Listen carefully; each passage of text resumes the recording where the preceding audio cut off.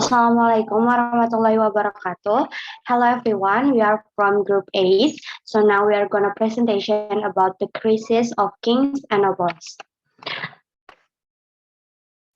First of all, let me introduce myself. My name is Kinanti Putri Sundawati and there are the member Adira Salma Salsabila, Putri Madinatul, and Salwa Fitriani. So let's get start the presentation. The crisis of kingship.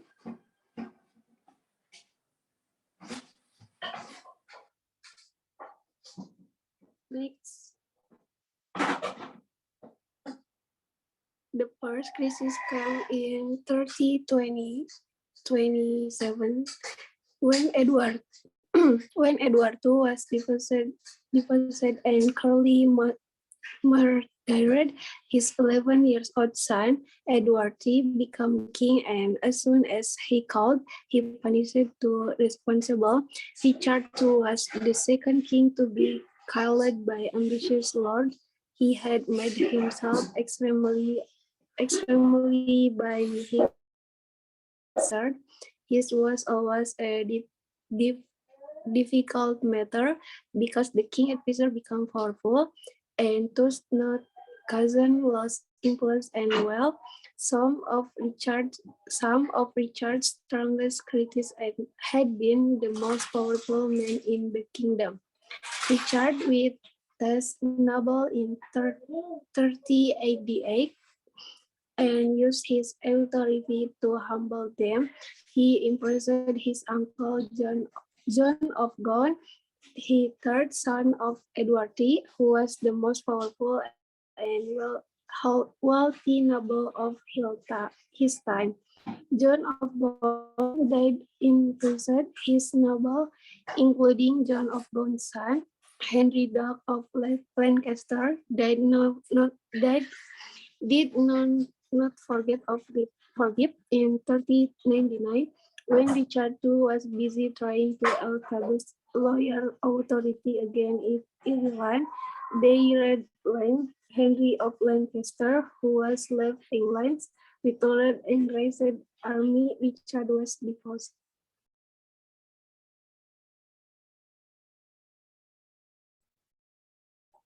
Richard II had no children. There were two possible successors. One was the Earl of March, the 7-year-old grandson of Edward III's second son. The other was Henry of Lancaster, son of John of Gaunt. But Henry was stronger. He won the support of other powerful nobles and took the crown by force. Henry IV passed the crown to his son peacefully. He had sown the seeds of civil war.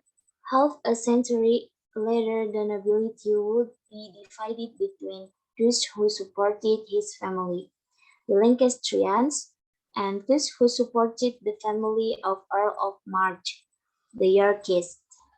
He continued to fight a successful guerrilla war which made the control of walls an extremely expensive problem for the English.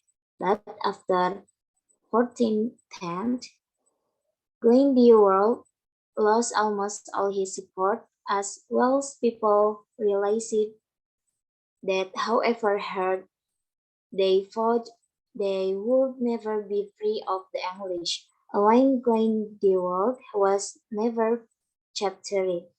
He did for Wales what William Wallace had done for Scotland a century earlier. He created a feeling of national identity.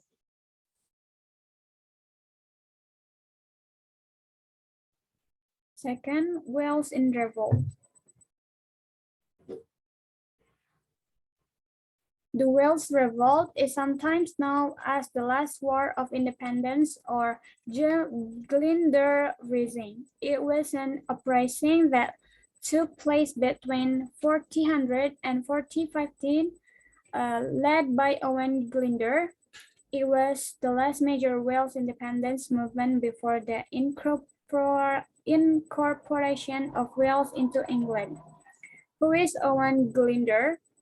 Owen Glyndwr was announced as the Prince of Wales at Glyndŵr Fordway on 16th September 1400 in the presence of ambassadors from Scotland, France, and Spain.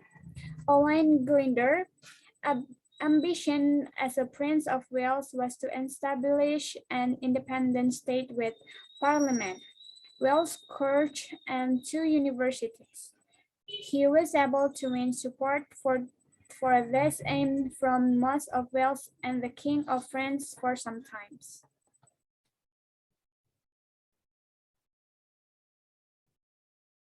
How did the Wales Revolt start? The revolt began as an argument with Owen Glyndwr's English neighbor Baron Grey. The routine of Drear included there had been a long-running land dispute between them. In the years prior of Wales Revolt beginning, an atmosphere of tension and discourse built between Wales and England. At the end of the 14th century, King Richard II has devised a plan to strengthen his hold on his kingdom and to break down the magnates that threaten his power. As part of the plan he had devised, King Richard II began to shift his power away from London and the southeast. He moved towards the country of Cheshire and built up his power in Wales systematically. King Richard II eliminated his revolts and took their land or gave it to his favorites. By doing his, he created a select group of Welsh people to control his new land he had seized. To those who benefit from this, the end of his reign was full of opportunities, but to the English magnates, King Richard II was worldly out of control. King Richard II was imprisoned at Chester before being taken to London. The Parliament quickly made Henry Bolingbroke regent and then king. King Richard II died at Pontefract Castle after a failed rising of English nobles in the January of 1400. Pressure was put on Owen Glyndwr and others like him to decide their royalties. The Welsh people had generally supported King Richard II, the successor of his father, Edward the Black Prince and Prince of Wales. His father, with King Richard II gone, the opportunities of advancement for Welsh people had become a lot more limited. By Welsh people left uncertain as to where is left them and their futures. For some time, supporters of King Richard II remained at large. On 10th of January 1400, a serious civil disorder broke out in the English border city in Chester, and an atmosphere of negativity and resentment was building along an Anglo-Welsh border. Key features and events of the Welsh Revolt: Owen Glyndwr was able to defeat the English in 2 famous battles. They were in 1401 at Huygens and Brian Glass near Kennington in 42. Third, the struggle in France. By the end of the 14th century, the long war with France, known as the Hundred Years' War, when Henry VI died in 1413, divided on to his son Henry V, a kingdom that was peaceful and united. Since the situation was peaceful at home, Henry V felt able to begin fighting the French against his friend His French war was as popular as Edward III had been. The war began again in 1415 when Henry renewed Edward III claim to the throne of France. Burgundy again subverted England, and the English army was able to prove once more that it was far better in battle than the French army. At Agincourt, the same year, the English defeated a French army three times its own size. The English were more skillful and had better weapons. Between 1417 and 1420, Henry managed to capture most of Normandy and the nearby areas. By the Treaty of Tyros in 1420, Henry was recognized as heir to the Mad King, and he married Catherine of Valois. The king Bar Henry V never became king of France because he died a few months.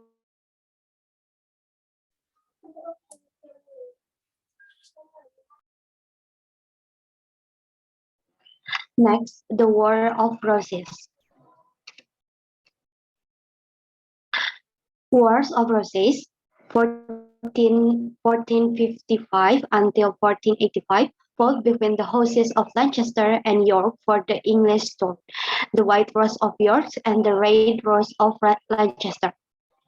The beginning of civil war started when Henry VI, who had become king as a baby, grew up to be simple-minded and book-loving.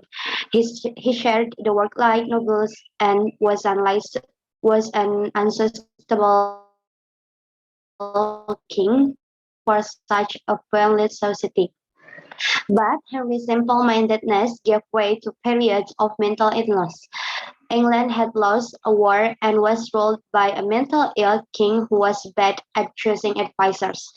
It was perhaps natural that the nobles began to ask questions about who should be ruling the country. Henry's grandfather, Henry Lancaster, had taken the throne when Richard II was deposed. There were not more than 60 nobles family controlling England at this time. Many of them continued to keep their own private armies after returning from the war in France and used them to frighten local people into obeying them.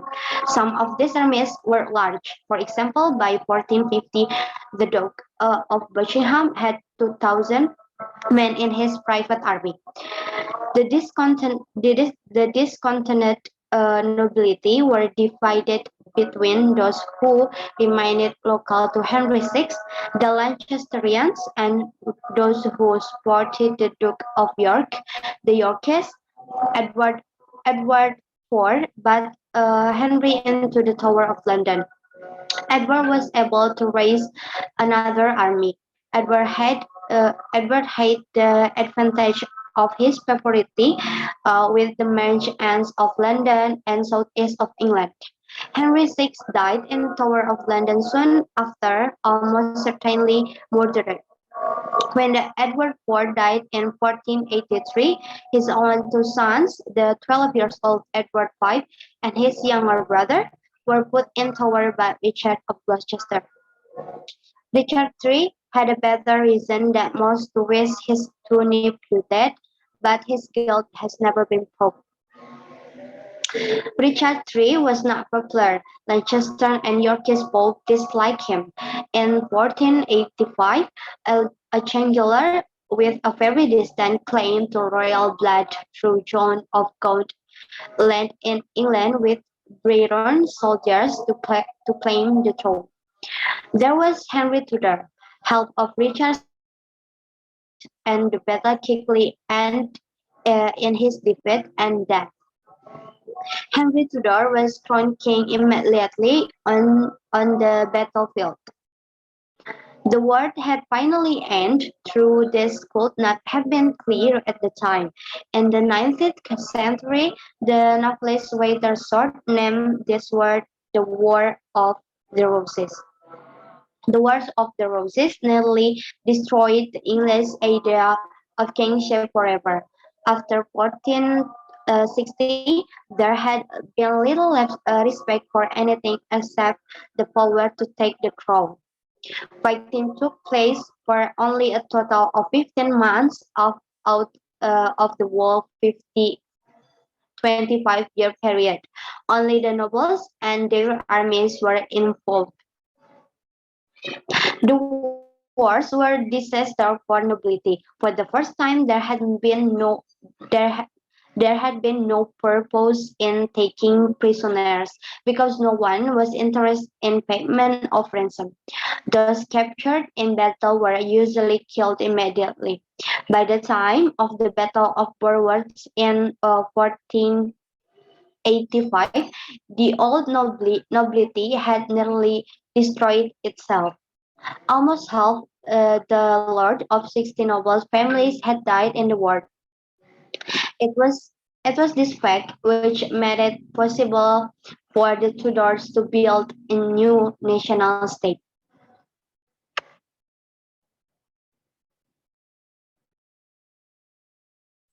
And then Scotland.